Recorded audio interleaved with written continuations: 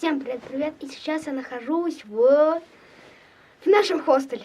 Ладно, это у всех домов, даже у нашего хостела есть такие маленькие, можно сказать, подвальчики. Здесь раньше была вода, они набирали здесь воду. Здесь хранилось мясо, ну и вся еда, которая портится, здесь как холодильник был.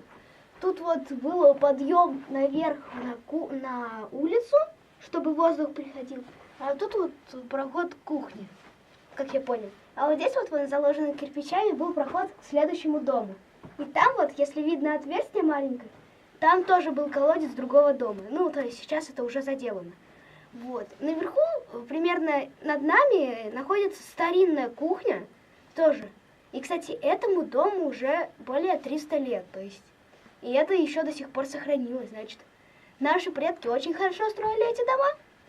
Ладно, всем пока-пока. Встретимся на следующем интересном.